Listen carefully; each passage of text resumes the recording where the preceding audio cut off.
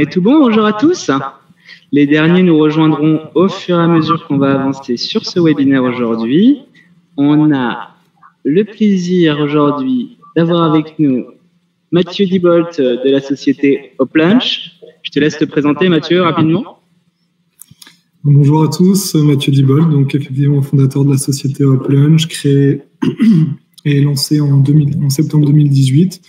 Donc rapidement, Hoplunch, c'est une startup qui a pour vocation de permettre aux occupants qui travaillent dans des zones d'activité en périphérie des villes de commander en ligne leur plat du jour et d'être livrés directement dans leur établissement sans frais de livraison, sans minimum de commande.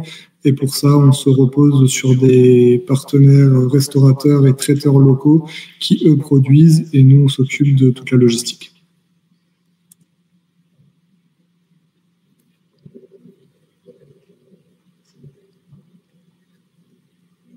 Pardon. Déjà, vous êtes déjà présent dans pas mal de villes en France, Mathieu. Il y en a d'autres qui arrivent bientôt. C'est quoi votre présence en France aujourd'hui ? Donc aujourd'hui, on s'est lancé à Strasbourg, on s'est lancé à Metz en 2021, on a ouvert Lille en 2024, Nantes également en 2024, là il y a un mois, et on envisage d'ouvrir prochainement Grenoble, Montpellier et Bordeaux. Alors, notez-vous bien ça pour ceux qui sont un petit peu partout en France aujourd'hui. Hoplunch débarque rapidement dans votre ville. Pierrick, aujourd'hui intervenant également, je te laisse pareil te présenter un petit peu à nous. Oui, bonjour à toutes et à tous. Donc Pierrick Nass, avocat au sein du cabinet Elori Avocat. Donc c'est un cabinet en droit des affaires qui est situé à Strasbourg.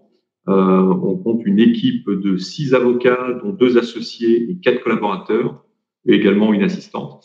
Et on intervient essentiellement sur des problématiques de droit des sociétés, tant en cession-acquisition que dans le domaine des startups et de l'accompagnement à la levée de fonds. Voilà. Et bon, je ne trahis rien en disant que j'ai eu le plaisir de travailler en tout cas avec Mathieu depuis maintenant quelques années. Voilà. Tout à fait. Et avec Pierrick, on travaille aussi sur beaucoup de dossiers en commun, sur les dossiers Aconeo, et toujours avec plaisir et efficacité. Exactement. On a toujours également, Michael, le plaisir de travailler ensemble. C'est gentil, Pierrick. Parfait. Alors, le sujet du jour qu'on va essayer de vous partager, c'est le binôme, en fait, avocat d'affaires, expert comptable. C'est l'importance d'avoir ces deux pièces essentielles dans la croissance de votre société. Souvent, on a l'expert comptable qui vient assez naturellement, soit au départ, soit au bout d'un an ou deux, dans l'accompagnement de la société. On a souvent du mal à savoir quand c'est qu'on fait intervenir l'avocat. Et aujourd'hui, l'objectif, ça va être de montrer déjà sur quel sujet il va être compétent et utile, et en plus, à quel point il va être utile et efficace de l'avoir le plus tôt possible dans les échanges. Et je pense qu'aujourd'hui, Pierrick et Mathieu pourront nous faire pas mal de retours sur ce qu'ils ont vécu chacun de leur côté, pour nous dire un petit peu comment cette relation à trois, expert comptable, avocat d'affaires, patron d'entreprise, peut se faire dans les meilleures conditions. Alors, pour ça, on va aller regarder déjà des sujets un petit peu généraux, voir les sujets dans lesquels on pourrait faire intervenir un avocat spécialisé, un avocat d'affaires, autant côté société que côté avocat. Donc moi, j'ai bien envie d'avoir vos avis sur ces différents sujets. On va en aborder 4-5, là, des sujets qui pourraient être intéressants à chaque fois. J'ai bien envie d'avoir vos avis à tous les deux, Pierrick et Mathieu. Je vais peut-être lancer Pierrick en premier sur c'est quoi aujourd'hui pour beaucoup d'entrepreneurs qui viennent me voir, qui me disent, Mickaël, est-ce que je dois créer ma holding? Qu'est-ce que Mickaël il est censé leur répondre? Alors effectivement, la holding, c'est un grand sujet que beaucoup de clients, en tout cas, s'interrogent sur l'utilité ou non de créer une holding. Alors là-dessus, il y a quand même de nombreux avantages à constituer une holding. Déjà, premièrement, il peut y avoir un avantage nécessairement quand le client possède déjà plusieurs sociétés. C'est-à-dire qu'il a une sorte de petit groupe, mais qui n'est pas encore structuré. Et là, effectivement, la holding va prendre tout son sens, puisqu'on va pouvoir la mettre à la tête de ce groupe. On va pouvoir derrière mettre en place ce qu'on appelle des conventions de gestion de trésorerie, pour faire circuler l'argent entre les différentes entités qui constituent ce groupe. On va également, mais ça peut être également intéressant, même si on a tout simplement qu'une seule société. Et moi, je le rencontre pour différents, enfin, je le recommande parfois la holding dans différents schémas. Typiquement, et ça on en parlera à Michael, il peut y avoir un intérêt en matière, on va dire, de charge sociale, puisque ça va permettre de structurer notamment la rémunération du dirigeant. Le schéma assez classique qu'on fait, c'est on va faire une holding sous forme de SARL qui va elle-même être nommée présidente ou mandataire social d'une SAS ou de plusieurs SAS d'exploitation. Et donc, on va concentrer les revenus au sein de la holding et ensuite, le dirigeant va prendre en rémunération ce qu'il a besoin pour vivre. Et l'intérêt, c'est qu'il sera soumis au statut des travailleurs non salariés. Et donc, il y aura moins de cotisations sociales. Je pense que, Mickaël, tu confirmes, en tant que travailleur non salarié qu'un président de SAS. Voilà. Donc, ça peut avoir un avantage là-dessus. Et donc, l'argent, quelque part, qui n'est pas utilisé dans le cadre de sa rémunération, on va dire, pour les dépenses quotidiennes, il va pouvoir capitaliser cet argent dans le monde, on va dire, fiscalement privilégié de l'impôt sur les sociétés. Et donc, il aura un effet levier pour réaliser d'autres investissements ou des placements. Donc, en fait, il aura plus d'argent à placer in fine que s'il avait d'abord subi les charges sociales plus l'impôt sur le revenu avant de pouvoir placer son argent. Donc là, il y a un enjeu. Il y a un enjeu fort, on est d'accord là-dessus. C'est ce qui est pas toujours simple à expliquer aux entrepreneurs, surtout ceux qui débutent. C'est sortir l'argent de tes ou ta société. Ça a un coût qui est fort aujourd'hui, un coût en cotisation sociale, un coût en imposition sur le revenu. Et aujourd'hui, l'éviter, c'est une optimisation en elle-même. Et ça, c'est pas toujours simple à le comprendre. Ça veut dire qu'on a envie que l'argent soit sur son compte bancaire personnel pour dire oui, j'ai plein d'argent sur mon compte bancaire personnel, mais c'est pas forcément toujours la bonne solution. Ouais. L'autre avantage, et j'en finirai là, après on passera la parole à Mathieu, l'autre avantage, il est patrimonial. C'est-à-dire que la holding permet à des dirigeants, notamment qui ont des enfants, de commencer à anticiper la transmission de leur patrimoine avec des schémas où on transmet au fil de l'eau souvent la nue propriété des parts de la société holding, alors avec ou sans pacte du trade, ça c'est à définir selon le dossier. Mais en tout cas, voilà, il y a toute une dimension patrimoniale. Et comme en fait c'est une structure qui a vocation à prendre de la valeur parce qu'il y a du cash qu'on n'utilise pas et qu'on ne sort pas de la boîte, tout ça, ce cash excédentaire pourra à terme, au décès du dirigeant, être transmis à ses enfants de manière optimisée. Voilà. Peut-être que Mathieu, tu peux nous donner aussi ton expérience. Mathieu, tu as fait ce choix justement, toi, de la holding, après réflexion, après discussion avec ton expert comptable et ton avocat, du coup, ici présent. Est-ce que tu peux nous dire ce qui a motivé tes choix et aujourd'hui ce que tu en penses? Moi, le choix, la réflexion a été initiée après des échanges avec Pierrick, notamment sur le sujet puisque moi, mon objectif au travers de ma société, c'est une start-up qui a pour vocation très probablement à être revendue à un moment donné à un groupe ou à un fonds, peu importe, à être revendue comme la plupart des start-up. Et il y a un vrai sujet fiscal sur la revente. C'est pas du tout fiscalement la même chose si on revend des parts qu'on détient en propre que si on revend des parts qu'on détient au travers d'une holding qui elle-même détiendrait ses parts depuis plus de 3 ans. Mais là-dessus, Pierrick saura mieux expliquer que moi. Donc le sujet est parti de là à la base, donc pour préparer ça. Et après, il est vrai que au-delà de ça, effectivement, l'argent circule beaucoup plus facilement quand on a une holding, puisque je prends souvent cet exemple, c'est que si vous voulez investir dans un bien immobilier, par exemple, et que vous voulez apporter 10 000 € d'apport dans cet achat de bien immobilier pour payer les frais de notaire ou que sais-je, si vous le faites au travers de votre holding, ça va vous coûter 10 000 €. Si vous avez besoin de 10 000 € sur votre compte perso pour injecter ces 10 000 €, ça va coûter à votre société, grosso modo, 20 000 balles. Donc, c'est pas du tout la même chose. Exactement, c'est le schéma dont on parlait tout à l'heure, avec l'idée de garder l'argent dans la structure pour le faire circuler, comme a dit aussi Pierrick, vers des investissements. Là, dans le cas d'une SCI, c'est super efficace, effectivement, Mathieu. Et ça permet de le fiscaliser beaucoup moins au milieu de cette opération, plutôt que de faire diviser par deux. On va prendre 15 à 25% uniquement de ce montant-là à l'IS, potentiellement, pour pouvoir le réinvestir directement. Et ça, c'est une belle optimisation. Tout à fait. Pierrick, tu veux rebondir, je pense? Ouais, effectivement, je veux juste rebondir sur ce que dit Mathieu. Effectivement, il a complété des aspects importants aussi très intéressants de la holding.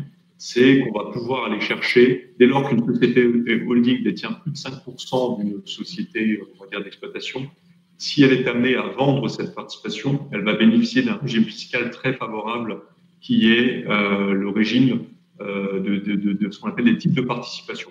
Donc, en gros, vous avez une quasi-exonération de l'impôt sur la plus-value dans le monde de l'IS. Donc, dès lors que vous êtes sur des types de participation, donc en gros, détenez plus de 5% du capital de la filiale, ce qui est un régime plutôt très favorable. Et alors, ce que disait Mathieu sur la durée de 3 ans, c'est que des fois, effectivement, il faut un petit peu anticiper les choses. Parce que si vous faites un schéma où vous apportez une holding peu de temps avant la vente, vous avez ce qu'on appelle une opération d'avant-cession. Et à ce moment-là, si la cession intervient dans les 3 ans de l'apport à votre holding, vous allez devoir réinvestir 60% du prix de cession dans une activité économique, ce qui n'est pas toujours évident, afin c'est un peu technique, afin de bénéficier du maintien du régime du report d'imposition. Or, si la cession intervient après les 3 ans, vous n'êtes plus contraint de réinvestir les 60% du prix de cession dans une activité économique. Vous bénéficiez de plein droit du maintien à votre régime de report d'imposition, ce qui vous permet dès lors de faire de manière plus libre des investissements avec le produit de cette cession. Ouais. Ce qui est vrai aujourd'hui ne l'est peut-être plus dans 15 jours. Nous ne parlons que de la législation en vigueur à l'instant T, effectivement. Une activité économique, Pierrick, je précise rapidement juste que c'est bien sûr pas de l'immobilier du coup, quoi. Donc c'est vrai que l'activité de l'économie réelle, c'est pour ça que c'est limité aussi. Ouais. La seule activité qui se rapprocherait de l'immobilier qui est tolérée, c'est l'activité de marchand de biens. Mais c'est une activité qui est économique et spécifique. Et il est clair qu'on ne peut pas investir le fait d'acheter des locaux, même équipés, pour les mettre à disposition d'entreprises, etc., ne constitue pas une activité économique au sens du réinvestissement. Donc, ce qui peut permettre d'être un peu limité dans les choix. Et 60% du prix de cession, ça peut représenter des sommes très élevées. Et on n'a pas forcément envie d'être en risque sur 60% du prix de cession. Sauf, bien sûr, si on a un projet de retrait de boîte, ce qui est encore différent. Super clair, Pierrick. J'en tire plusieurs constats de cette première question. C'est anticiper. Parlez-en en amont. L'avocat va pouvoir vous dire, Mathieu, je pense que les discussions avec Pierrick, ils ont commencé largement en amont de la date de création réelle de ta holding. Oui, largement. Et effectivement, c'est là où c'est intéressant de nouer une relation avec l'avocat. C'est que à un moment donné, on commence à être intime professionnellement et du coup, l'avocat connaît un petit peu mieux vos ambitions, votre stratégie personnelle, etc. et peut vous conseiller par rapport à ça, quoi. 100%. Deuxième point qui me paraissait important et intéressant ici, donc anticiper et 2, j'ai oublié. Le deuxième point, c'est aujourd'hui, c'est pas l'objectif d'aller faire tout le l'AIUS détaillé sur la holding, comme l'a dit Pierrick au départ, c'est juste donner quelques infos et de montrer un exemple. Mais n'hésitez pas à vous rapporter à l'autre webinaire qu'on avait fait où on avait parlé plus en détail des holdings pour avoir plus d'infos ou d'aller directement vers Pierrick pour avoir plus d'informations si vous le souhaitez sur tous les sujets qu'on va voir dans la journée, enfin dans le webinaire aujourd'hui. Alors, deuxième point, si j'arrive à aller sur le deuxième point, magnifique. Lorsqu'on souscrit un pacte d'associés, Pierrick, pourquoi est-il important d'être accompagné dès le début? Généralement, nos amis arrivent toujours en disant on s'est associé à 3 ou à 4, on est super copains et on va rester super copains toute la vie. À quoi ça sert de mettre en place ce qu'on appelle ce pacte d'associés et qu'est-ce que c'est exactement? Ouais. Alors, juste effectivement, pour expliquer ce que c'est déjà, en préambule. Donc, le pacte d'associés, c'est un document qui va venir en complément des statuts de votre société. Donc, comme vous savez, quand vous constituez une société, le document essentiel et central, c'est les statuts constitutifs de votre société. Et le pacte d'associés va venir vraiment en complément, en apportant des précisions ou en prévoyant des clauses et des stipulations complémentaires au statut. L'avantage du pacte, c'est que les statuts sont publics car ils sont déposés au greffe, donc vous pouvez même les consulter sur Papers, vous pouvez voir les statuts d'un concurrent ou d'une boîte dans laquelle vous souhaitez vous renseigner. Par contre, le pacte d'associés, c'est un document qui est totalement confidentiel et qui n'existe que entre les parties signataires. Voilà. Donc, il y a un intérêt à mettre des choses dans le pacte.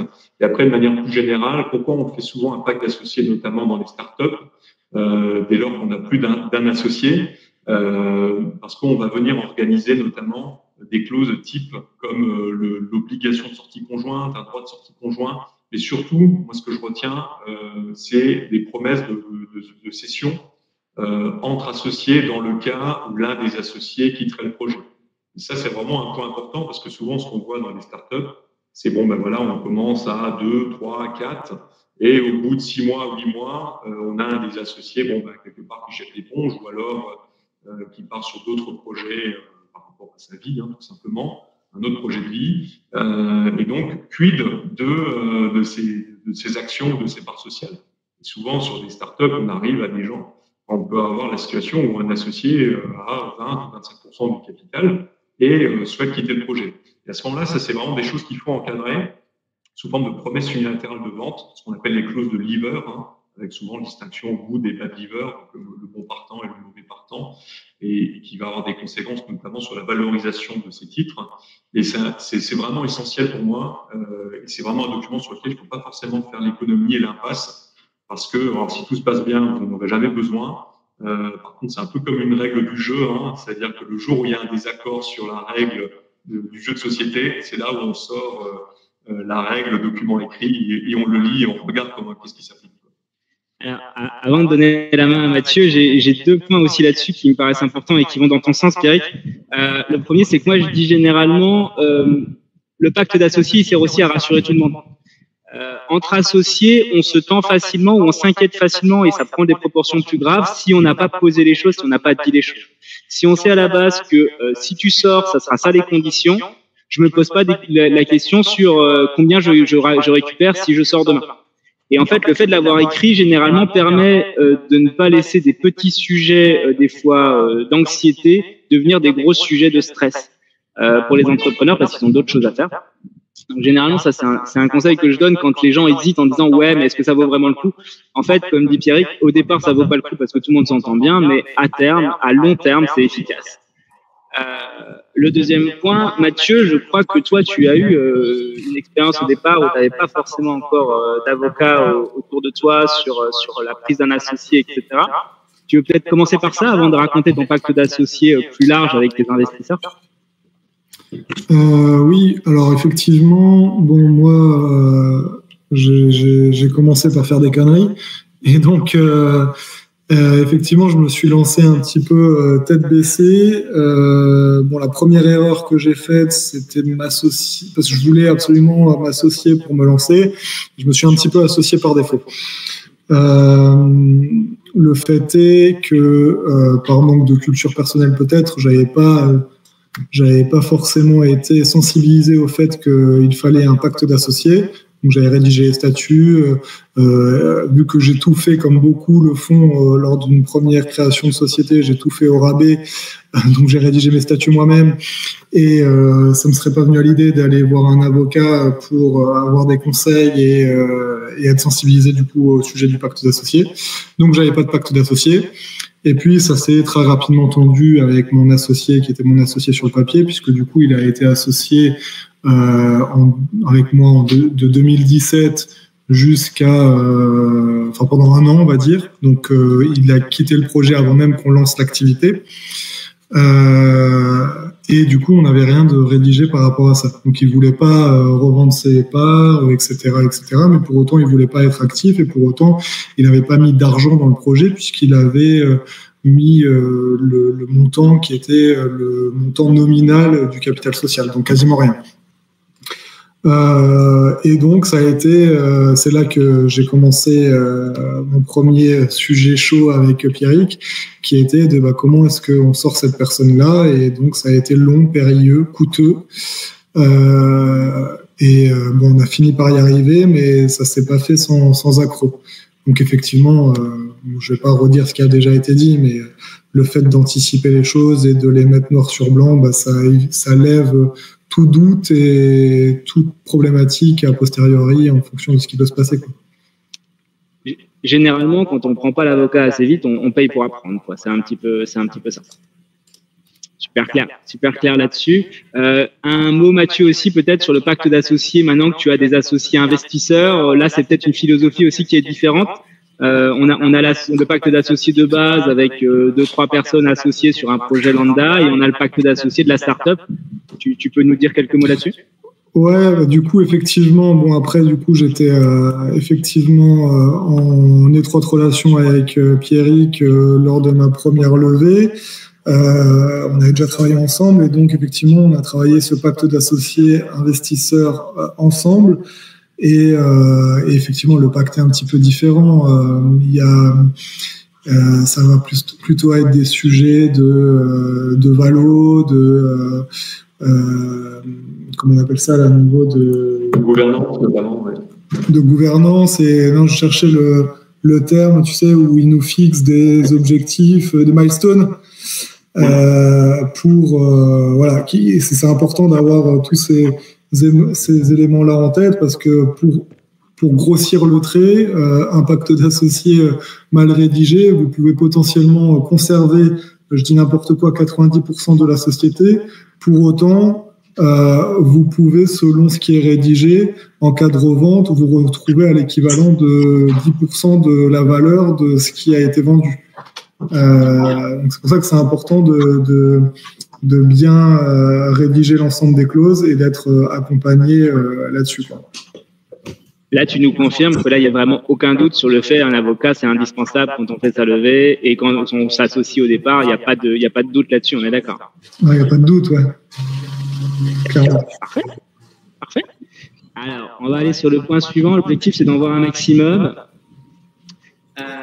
La question suivante, c'est est-il important de maintenir ses capitaux propres positifs? Alors, encore une fois, Pierrick, Mathieu, on va essayer de le faire dans un axe le plus large possible, pas forcément que start-up. Pierrick, je te laisse commencer peut-être encore une fois à fixer les bases de pourquoi est-ce que c'est intéressant d'avoir des capés positifs. Et je pense que là, j'interviendrai peut-être aussi un petit peu pour raconter que comptablement, on a aussi 2-3 petits trucs à faire sur cet aspect-là. Ouais, bah, pour commencer, il y a déjà, je pense que vous êtes à peu près tous au courant, en tout cas comme une société, c'est dès lors que vous avez des capitaux propres qui deviennent inférieurs à la moitié du capital social de la société, il y a des décisions qui doivent être prises sur le maintien de l'activité, etc., avec une obligation, en théorie, ça de la théorie, de devoir reconstituer vos capitaux propres dans les 24 mois. Généralement, ce qui est un petit peu compliqué, c'est que cette décision normalement doit faire l'objet d'une publication légale, une sorte un petit peu de marquage après sur Infogreffe, comme quoi vous avez perdu la moitié de votre capital social. Il peut aussi y avoir un impact, nous on le voit, mais ça concerne de manière générale toutes les sociétés. Et après pour les startups, et Saint-Michel pourra faire un point là-dessus, en termes de demande de financement, il y a souvent des financements qui sont quelque part fermés, dès lors que la société se trouve avec des capitaux propres négatifs. J'irai plus loin, même Pierrick, là-dessus, honnêtement, même sur mes sociétés aujourd'hui qui sont pas start-up, quand elles cherchent des financements bancaires, et là, le rating Banque de France notamment, on pourra aussi demander son avis à Nadine Cressman de la Banque de France au besoin, mais c'est très impacté, de plus en plus impacté aujourd'hui par des capés négatifs, et les banques sont de moins en moins enclines à financer quand on a des capés négatifs. Et puis, même, il n'y a pas besoin, pour mon expérience, notamment à travers de la BPI, si vous allez solliciter la BPI a une méthode de calcul un petit peu qu'on peut qualifier d'étrange quand on est de notre côté de la table.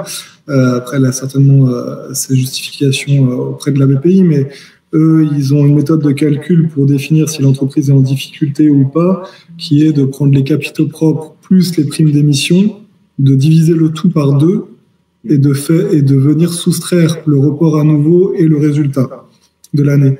Donc, et là, par contre, à 100%. Donc, bon, il faut. Donc, si on ne le sait pas, on est embêté parce qu'on peut se retrouver en disant je suis en KP positif, mais la BPI, elle me finance quand même pas parce qu'elle, sa méthode de calcul, elle est pas bonne. Enfin, elle est pas la même. Voilà, c'est ça. Et du coup, vous pouvez être effectivement capitaux propres positif, mais malgré tout, ne pas être finançable selon le regard de la BPI et du coup, potentiellement, ne pas bénéficier d'aide, etc. Alors là-dessus, il y a une petite astuce. C'est généralement, moi, ce que je fais sur des startups, quand on fait des approbations de compte, c'est quand vous avez des pertes, au cours de l'exercice. Si vous avez fait déjà une levée de fonds, généralement, vous avez ce qu'on appelle un compte de prime d'émission. Et à ce moment-là, c'est de imputer la perte, d'affecter la perte non pas sur un compte de report à nouveau, mais directement sur le compte prime d'émission ou autre réserve si vous avez des réserves.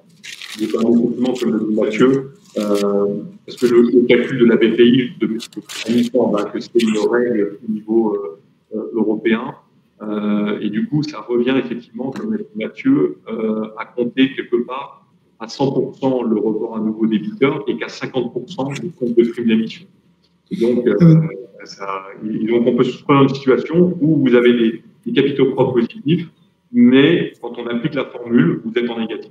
Donc, mais du coup, tu dis un truc intéressant parce que nous, on a eu le cas dernièrement justement et on s'est retrouvé confronté à la problématique qui était que, oui, mais le résultat de l'année venait quand même poser problème. Et le résultat de l'année, tu peux pas le mettre, tu peux le déduire directement de la prime d'émission ou tu es obligé d'attendre que ce soit au report à nouveau?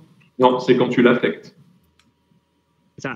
Donc au 31 décembre, quand tu finalises tes comptes, tu as bien ton résultat et au 30 juin, on va simplifier les choses, quand tu as fait ton approbation des comptes, là tu peux l'affecter là où tu veux. Mais le problème, c'est qu'entre le 1er janvier et le 30 juin, du coup, tu es bien embêté parce que tu as ton résultat qui est négatif, qui traîne au milieu et qui t'embête généralement dans ces qualifications.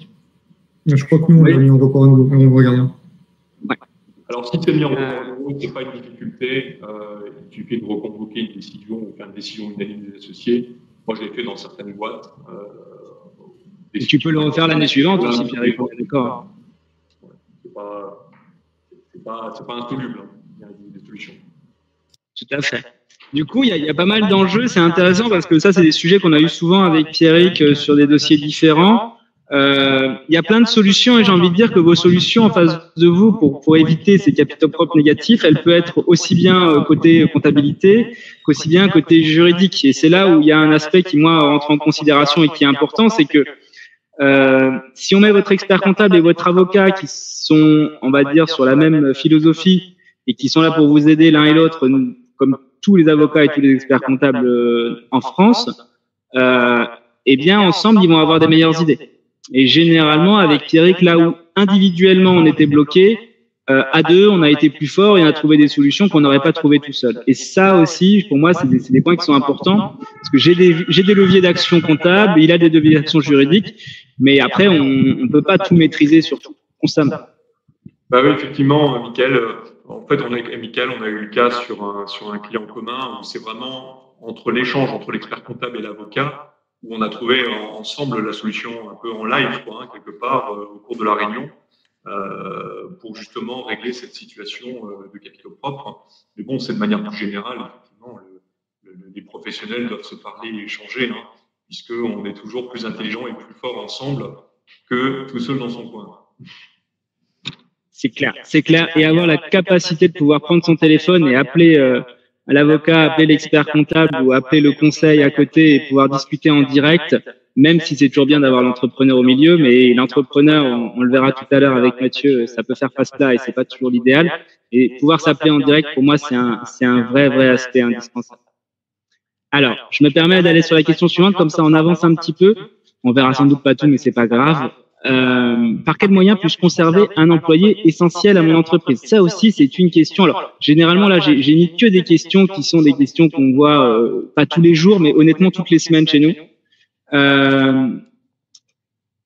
Mathieu, je sais que ça a été un enjeu et c'est toujours un enjeu et ça sera encore plus un enjeu dans les années qui vont venir pour toi. Peut-être qu'on va te laisser ici commencer et nous dire un petit peu pourquoi c'est un enjeu, pourquoi ça l'a été, pourquoi ça le sera encore plus demain. Alors, pourquoi ça l'a été? Pour la simple et bonne raison que, effectivement, quand tu as un bon collaborateur, tu souhaites, comme dans toute entreprise, le conserver. Après, une des problématiques qu'on peut avoir au sein d'une startup, c'est que au démarrage, on n'a pas forcément des moyens financiers suffisamment importants pour augmenter son salaire à la hauteur de ce qu'il aimerait avoir. Donc, un des leviers qui existe dans le monde de la startup, ce sont les BSPCE, donc c'est les bons de souscription pour création d'entreprise, qui permettent d'incentiver le collaborateur au capital de la société. Après, je ne peux pas rentrer dans les détails, mais en gros, c'est conditionné à rester dans la société un certain nombre d'années. Il y a ce qu'on appelle une période de vesting qui va faire que vous allez chaque année recevoir un bout de ce CBSPCE jusqu'à une deadline, etc.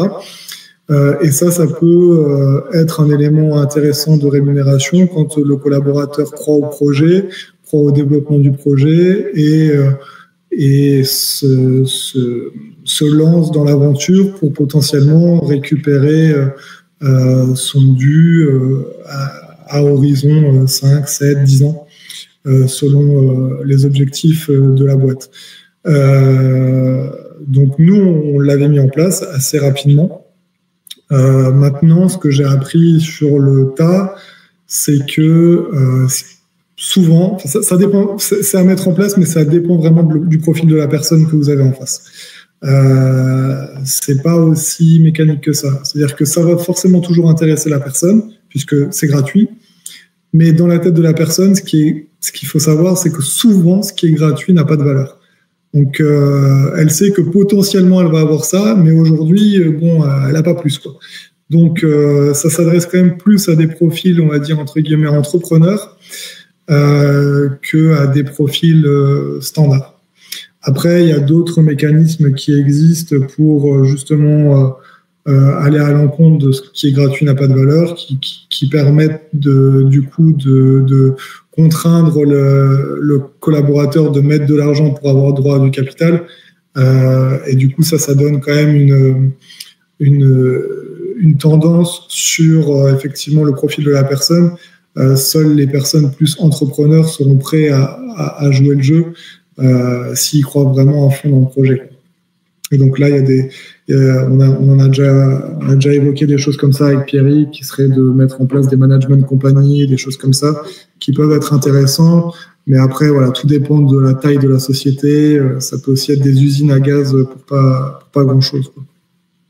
Ouais, il faut faire attention. En fait, c'est ce que j'essaye de dire moi régulièrement aux clients qui viennent vers nous avec cette question-là, c'est qu'est-ce qu'il veut le salarié en fait. En dehors de qu'est-ce que toi tu parais cool et qu'est-ce qui pour toi a de la valeur, peut-être que la valeur, comme dit Mathieu, elle est pas perçue de la même manière de chaque côté. Et généralement, les patrons qui viennent nous voir au démarrage en disant j'ai envie d'incentiver mon salarié, ils ont aucune idée de la valeur que peuvent avoir les choses de l'autre côté. Et ça peut créer des déceptions, ça peut être extrêmement déceptif en disant moi j'ai donné une part de ma boîte, c'est mon bébé, c'est hyper important pour moi, à mon salarié, et pour moi c'est central. Et finalement, le salarié, pour lui, il ne le voit pas du tout de cette manière-là. Il aurait préféré 100 balles d'augmentation. Ça peut être frustrant. Bien sûr. Ouais. Et ça peut être frustrant des deux côtés, du coup, parce que l'entrepreneur, enfin, en tout cas, le dirigeant, lui, de son côté de la table, il va dire putain, mais elle se rend pas compte, quoi. Je lui ai filé X% de la boîte. Ça vaut tant aujourd'hui, on va dire, sur le marché ou de façon artificielle. Enfin, vu que la boîte n'est pas vendue, pour l'instant, ça reste de l'hypothèse.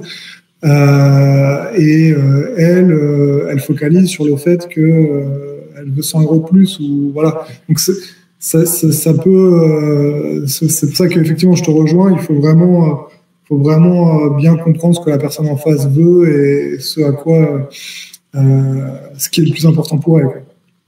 100%. Pierre, tu veux compléter un peu de ton côté là-dessus? Ouais, je pense que vous avez déjà bien synthétisé effectivement ce qui, au-delà des mécanismes juridiques, etc. Ce qui est compliqué, c'est la philosophie, c'est-à-dire est-ce qu'on veut. Moi, j'ai aussi des boîtes qui me disent nous, on est plutôt, on va distribuer à tout le monde des BSPCE. J'en ai eu des clients qui voulaient distribuer à tous les salariés des BSPCE. Pour moi, c'est des mécanismes. Quand on rentre sur de l'actionnariat, c'est plutôt destiné vraiment comme le dit Mathieu, à des gens qui comprennent l'intérêt et qui ont déjà un peu une mentalité d'entrepreneur ou en tout cas d'associé. Effectivement, si après on s'intéresse à une masse de collaborateurs, je pense qu'il y a d'autres mécanismes. Alors, soit on fait l'individuel sous forme de prime, soit on peut faire du collectif avec de l'intéressement, etc., s'il y a des résultats bénéficiaires. Mais c'est vraiment des mécanismes type les BSPCE ou les actions gratuites. C'est, je pense, quand même réservé. Il faut le réserver quand même à des gens, à des personnes clés, à des cadres de la boîte. Et il faut surtout faire preuve de pédagogie pour qu'ils comprennent le mécanisme. Et ça, c'est vraiment pas évident. Je pense que des fois, il y a un peu des désillusions de la part des salariés et de manière symétrique pour le dirigeant. Parce que voilà, on a attribué quelque chose gratuitement à un salarié et au final, le salarié, bon, ok, très bien, merci, mais ça lui fait un peu ni chaud ni froid, quoi. Ouais, et si je devais généraliser, après coup, je dirais que ça s'adresse quand même plus à des personnes qui ont déjà un certain niveau de REM tout de même, parce que c'est là où il y a le biais dans les startups, c'est que souvent on démarre avec des jeunes qui sortent d'école, etc. C'est pas forcément des profils qui vont avoir des gros salaires, qu'on essaie de compenser par des BSPCE, mais pour autant, il faut manger à la fin du mois. C'est pas les BSPCE qui vont remplir le caddie tous les mois. Et donc, effectivement, quand on est sur des salaires bas, le premier objectif, c'est d'augmenter son salaire. Quand on est sur des salaires plus élevés et qu'on commence à essayer d'optimiser sa rémunération par des avantages en nature, etc., c'est un petit peu différent. Donc là, je généralise. Hein. Après, il n'est pas impossible qu'effectivement, un jeune sorti d'école, potentiellement, il a encore ses parents qui sont derrière lui, qui peuvent le soutenir, et du coup, il peut être intéressé à des BSPCE, mais voilà, si je devais schématiser, je dirais ça. C'est pas le cas général. On est d'accord. J'aime bien. Donc, en gros, s'intéresser à la personne en face, ça peut jamais être une mauvaise chose. On est bien d'accord. Surtout si c'est son salarié. Et derrière, le mécanisme BSPCE, il peut se considérer sur certains salariés et pas sur tous. Donc ça, c'est aussi une information qui est importante parce que tous les dispositifs ne permettent pas de faire cette différenciation.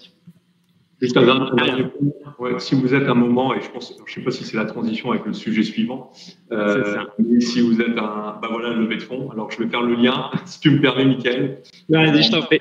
Si vous êtes un moment dans un processus de levée de fonds, il est de bon ton généralement de négocier une poche, en tout cas un pool de BSPCE ou d'actions gratuites avec les investisseurs qui permettront justement de fidéliser les personnes clés de l'entreprise. Voilà. Donc j'ai fait un peu le lien, je te laisse présenter le sujet. Merci Thierry, parfait ça, c'est efficace. Alors du coup, le sujet suivant, ça va être la levée de fonds. Effectivement, on va en parler aussi un petit peu aujourd'hui, parce que Mathieu, tu en as quand même connu maintenant 2. Concrètement, accompagné par Pierrick à chaque fois, concrètement, alors l'un ou l'autre, mais en quoi le binôme expert comptable et avocat peut être utile et en quoi le trinôme avocat, expert comptable, patron, dans ces moments-là qui sont des moments de forte tension, qui sont des moments où il y a quand même énormément de sujets sur la table, en quoi c'est indispensable d'avoir ces soutiens derrière toi. Mathieu, on va commencer par toi. Et comment tu l'as vécu? C'est des sujets, effectivement, c'est un marathon, hein, la levée de fonds, ça peut durer très longtemps. Donc déjà, si vous êtes accompagné, ça peut quand même accélérer les choses, puisque ça va être plus rapide de créer de la documentation, d'apporter des choses. Là, je parle pour la partie avocat. Sur la partie expertise comptable, il y a tout un volet chiffré qui va être nécessaire et qui va être demandé forcément par les investisseurs. Et là, le BP, dans le cadre d'une levée de fonds, tu le tritures X fois. Et donc, si tu es accompagné, là aussi, c'est peut-être plus facile d'avoir cette vision aussi expert comptable, surtout si c'est un expert comptable. Donc là, je fais un peu de lèche à Mickaël, mais si c'est un expert comptable qui est un petit peu sensibilisé, parce que c'est quand même pas tout le monde, hein, c'est important de le dire, qui est un peu sensibilisé à la levée de fonds, qui est un peu sensibilisé au regard d'un investisseur, puisque le BP, tu vas pas le construire de la même façon si tu le présentes à un banquier, à un investisseur, ou si tu le fais pour toi. Voilà, l'investisseur, faut quand même le faire rêver. Il parie sur l'avenir. La différence entre quand tu vas voir le public et quand tu vas voir le privé, en fait, il faut repenser tout. Il faut tout repenser finalement dans ta présentation, dans tes arguments. Le public n'attend pas la même chose que le privé, globalement. Et Pierrick, toi, de ton côté, tu l'as ressenti comment ces périodes-là? Est-ce que tu as souffert? Est-ce que tu souffres à chaque fois dans les levées de fonds? Comment tu le vis, toi, ces périodes-là? Non, heureusement, je ne souffre plus. Parce que j'en fais quand même assez souvent. C'est quand même une partie de mon métier. Non, mais c'est toujours… effectivement, je pense que le binôme est important. Alors, pas sur exactement les mêmes phases. Je pense que l'expert comptable, il intervient quand même plutôt souvent en amont, avec notamment la co-construction avec le dirigeant du business plan. L'avocat intervient plutôt dans un second temps quand le client reçoit, enfin, la start-up reçoit la term sheet ou le projet de lettre d'intention. C'est là où, à ce moment-là, je lui conseillerais de faire intervenir. Alors, l'expert comptable est aussi tout indiqué pour intervenir et commenter, hein. Mais il y a des aspects juridiques sur lesquels il faut négocier dès l'émission de la lettre d'intention. Parce que souvent, l'investisseur aura tendance à vous faire une lettre d'intention pour vous séduire. Et l'idée, c'est de le faire sortir un petit peu du bois sur les différents sujets pour voir à quelle sauce il va vous manger derrière au sein du pacte d'associés. Donc, c'est une expérience, en tout cas, je ne sais pas, tu peux confirmer, mais qui est toujours intéressante. Et un conseil que je donnerais aussi, c'est de ne pas s'y prendre trop tard. C'est-à-dire qu'il ne faut pas commencer à lever des fonds quand vous commencez à être à sec niveau de réseau. Parce que, comme l'a souligné Mathieu, c'est des process qui peuvent prendre un peu de temps, hein. Ça ne se fait pas en un mois. Et si à un moment vous arrivez à un cours de trésor, vous avez tendance à négocier de manière moins ferme, vous serez en moins bonne position dans la négo, l'investisseur va le ressentir et à la fin vous aurez un deal qui sera moins équilibré pour vous. Ouais, clairement. Vas-y, ça reste une négo, donc forcément chacun va jouer sur la corde sensible de l'autre et effectivement si la personne il lui reste 2-3 mois de trésor devant elle, l'investisseur il va savoir sur quelle corde tirer pour vous faire plier, quoi. C'est clair. Et c'est le jeu. On va pas se mentir. Hein. C'est pas qu'il est méchant, c'est pas qu'il est pas bien. C'est le jeu. C'est normal. C'est le jeu du négo. On a des choses qui sont importantes qui ont été dites ici. Un avocat qui est bon, c'est aussi un bon closer, en fait. Parce qu'on peut aussi avoir des avocats qui font capoter des deals, hein. Donc, l'idée, c'est que l'avocat, il doit accompagner, il doit pouvoir être là, et il doit pouvoir aider à finaliser et surtout à faire en sorte que le deal se fasse, parce que le but, c'est quand même que le deal se fasse, mais quand même dans les meilleures conditions pour le start-upper et pour tous les associés historiques, on va dire ça comme ça. Là-dessus, je pense que Pierrick, tu as une des forces importantes aussi de ta manière de fonctionner, c'est que tu as du recul, tu arrives à calmer aussi les dirigeants qui souvent, eux, c'est leur vie, hein, qui jouent un petit peu là-dedans. Leur start-up, c'est comme je disais tout à l'heure, c'est un petit peu leur bébé. Donc, quand on leur met des clauses un peu bizarres dans le pacte d'associés, ils vont vite se tendre. Il y a un vrai rôle de pédagogie, il y a un vrai rôle de canaliser aussi les forces et le stress, hein, des gens en face de toi. Ouais, tout à fait. Et je pense qu'un conseil que je donnerais aussi, c'est de prendre un avocat qui a déjà fait et qui fait de la levée de fonds. Parce que si vous prenez un avocat, on va dire, plus classique de droit des affaires, qui n'est pas habitué à la levée de fonds, il y a parfois dans le pacte d'associés ou dans la term sheet des choses assez surprenantes, mais qui sont totalement standards et des pratiques de marché. Et donc, effectivement, il faut s'entourer des cerveaux aussi pour l'expert comptable, et s'entourer de conseils qui sachent faire de la levée de fonds. Parce que sinon, vous pouvez effectivement, comme le dit Mickaël, vous pouvez avoir un avocat qui est deal breaker, tout simplement parce qu'il n'est pas au fait des pratiques de marché. Et parce qu'il y a, en fait, sur une levée de fonds à l'autre, il y a des choses assez standards. Après, il n'y a pas forcément les mêmes attentes si c'est des investisseurs, des business angels, ou si c'est des fonds de venture capital, ou après des fonds typiquement après sur du LBO, etc. C'est encore d'autres problématiques. Mais il faut en tout cas effectivement prendre des conseils qu'ils sachent faire. Super. Merci beaucoup, Pierrick. Merci beaucoup. Alors, je vais aller assez rapidement sur les deux derniers points et on va plutôt aller chercher les questions-réponses. Le point suivant, c'était juste la SPV. En une minute, Pierrick, tu nous dis juste ce que c'est que la SPV parce que c'est un outil qui peut être sympa, qui est utilisé par un certain nombre de startups et qui est intéressant d'avoir entendu une fois dans sa vie à quoi c'est, ce que c'est et à quoi ça sert. Ouais, très rapidement, la SPV, en fait, c'est quand vous faites une levée de fonds, typiquement, alors c'est très présent si vous faites une première levée de fonds, ce qu'on appelle en love money, hein. Donc c'est de l'argent tiré des proches ou de votre réseau proche. L'idée, c'est de créer, en fait, c'est une holding investisseur, c'est une holding qui va regrouper de petits investisseurs au sein d'une seule et même société. D'accord? Donc, ce qu'on appelle une holding investisseur, c'est un vrai avantage parce que ça vous permet de structurer votre table de capitalisation pour le tour d'après. D'accord? Parce que typiquement, le tour d'après, on imagine, si vous avez une SPV, donc une holding investisseur, vous pouvez par exemple avoir 3 associés fondateurs, plus la holding investisseur qui regroupe, je ne sais pas moi, une quinzaine, une vingtaine des fois de porteurs. Et donc, officiellement, vous n'avez que 4 associés dans la société. Le jour où vous allez faire une levée de fonds, vous n'avez que 4 associés à mobiliser pour signer la documentation. Vous n'avez que 4 associés qui vont signer le pacte d'associés qui va être négocié avec les investisseurs du second tour. Et donc, ça permet vraiment d'encadrer, de cadrer les choses et d'éviter qu'un tout petit porteur qui détiendrait, je ne sais pas moi, 0,3 ou 0,4% du capital pose problème le moment où vous allez faire votre levée en disant bah non, moi je ne signe pas le pacte d'associés, etc. Ou alors typiquement, il est décédé, on se retrouve dans une indivision successorale, etc. Donc on se retrouve avec des complications juridiques dans lesquelles on n'a pas forcément envie de se trouver dans le cadre d'une levée de fonds un peu plus conséquente. Vu qu'il y a déjà pas mal de sujets à traiter dans le cadre de la levée de fonds. Ouais. Alors, mon expérience, ça a été sur la dernière levée de fonds. Effectivement, on avait pas mal de business angels qui souhaitaient investir et nous, ce qu'on avait fixé comme règle, c'était que seuls les investisseurs qui mettaient plus de 100 000 euros pouvaient investir en direct et tous les autres, on les faisait rentrer dans le SPV. Après, ce qui est contre-intuitif pour le coup, c'est que les investisseurs généralement veulent rentrer en direct parce qu'il y a des intérêts fiscaux.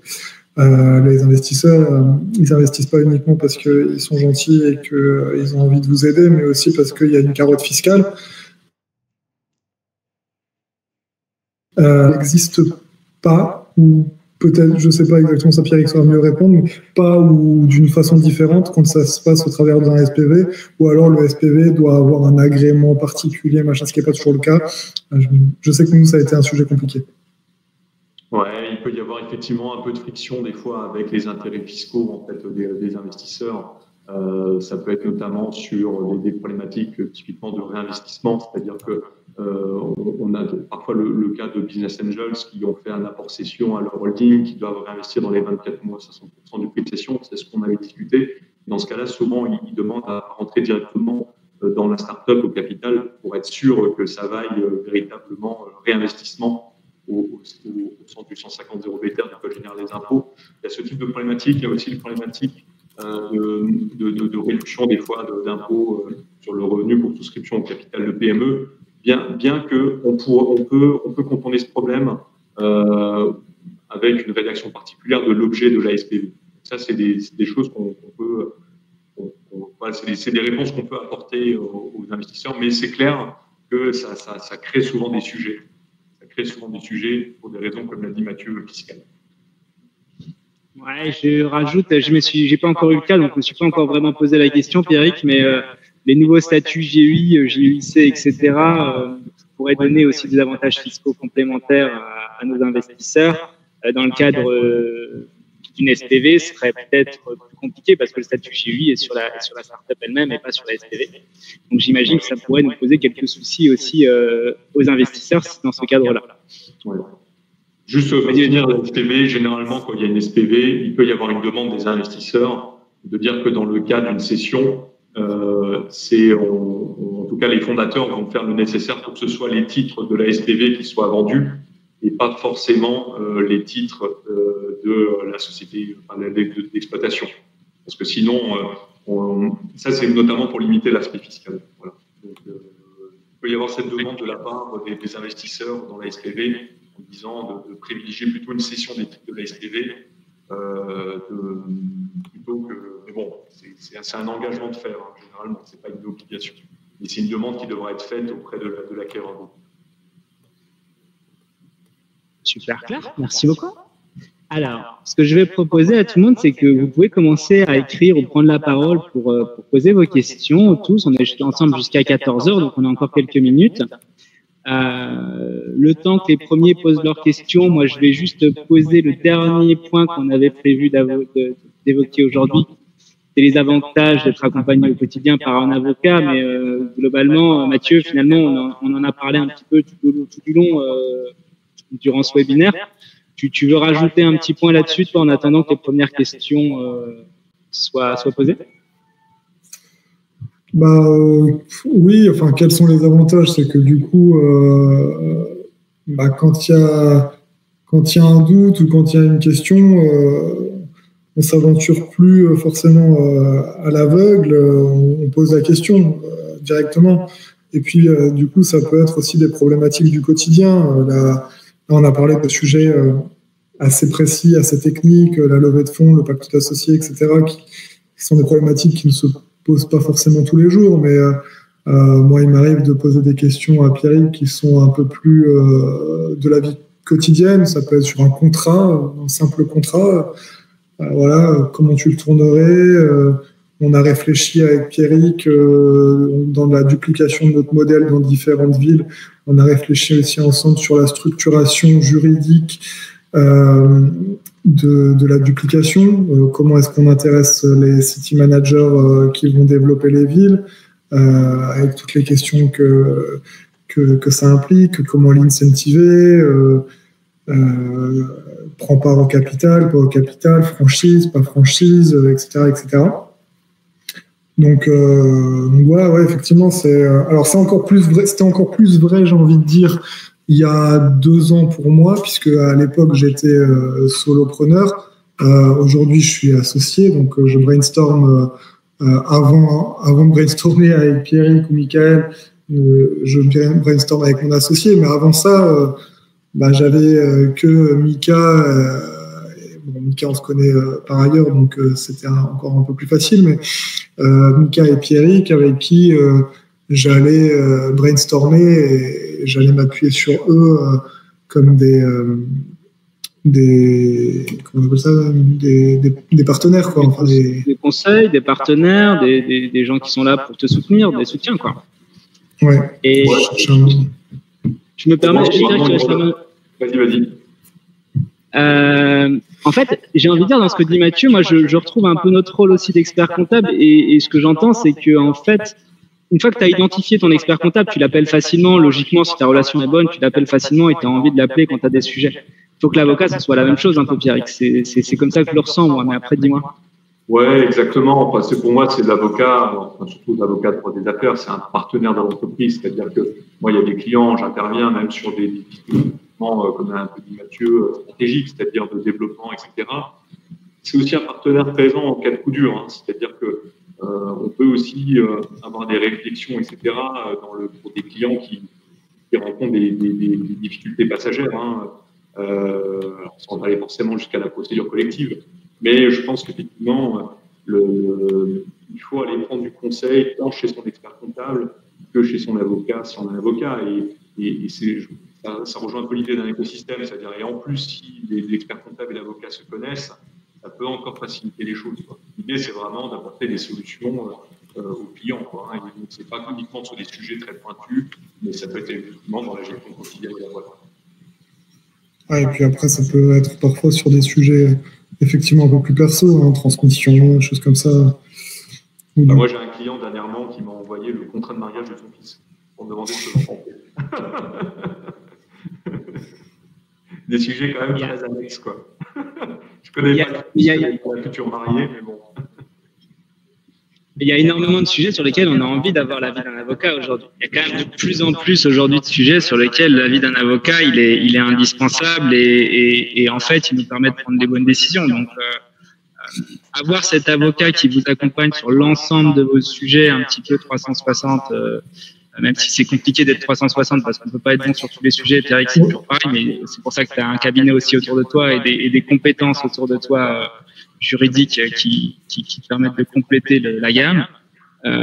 Mais cette confiance-là, elle est importante. Ouais, moi justement, c'est ce que j'allais dire, c'est que le travers dans lequel il faut pas tomber. Et bon, moi j'ai eu la chance du coup que Pierrick ait été assez transparent et là-dessus et m'a tout de suite dit quel était son champ de compétences et sur quel type de compétences il valait mieux que j'aille voir ailleurs. Mais c'est de ne pas rentrer dans le travers de j'ai un avocat, du coup toutes les questions juridiques je les lui pose quand bien même c'est pas dans son champ de compétences. Comme on le disait tout à l'heure, Pierrick est plutôt spécialisé effectivement sur tout ce qui est levée de fonds, etc. Et donc il va être beaucoup plus pertinent qu'un avocat en droit des sociétés un peu plus classique sur ces sujets-là. C'est pareil pour le droit social.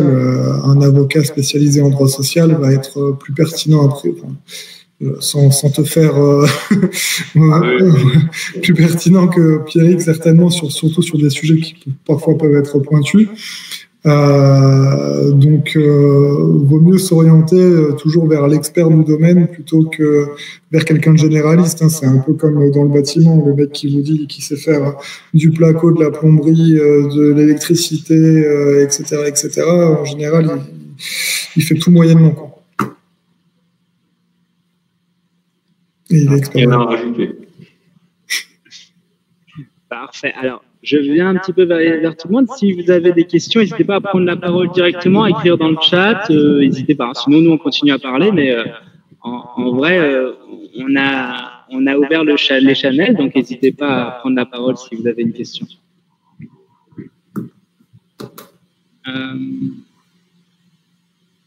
Je laisse tout le monde. S'il y a des questions, n'hésitez pas. Est-ce que Pierrick ou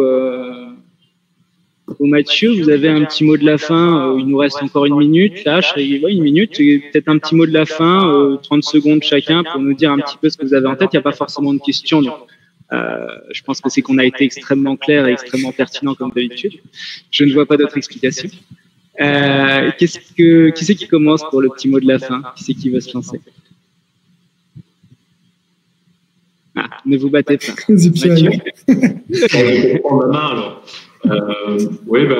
On va revenir sur ce qu'on était en train de dire, mais effectivement, je pense que la relation, parce que c'est le sujet quand même du webinaire, je pense qu'il faut quand même, c'est une vraie relation de partenariat entre le client, l'expert comptable et l'avocat.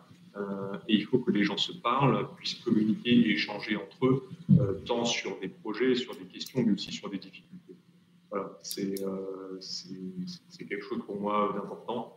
En tout cas, je suis ravi de travailler avec Mathieu et Michael dans le cadre de mon activité professionnelle.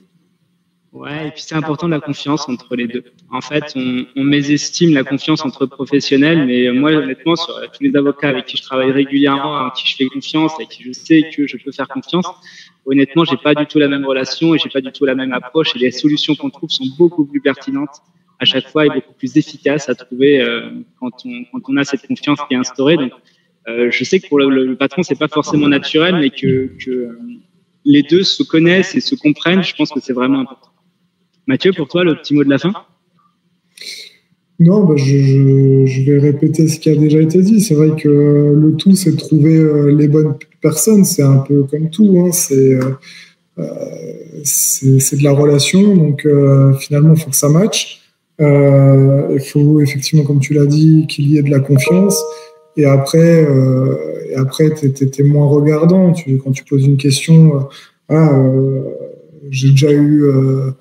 dans d'autres cas, des expériences où, avec mon premier avocat en droit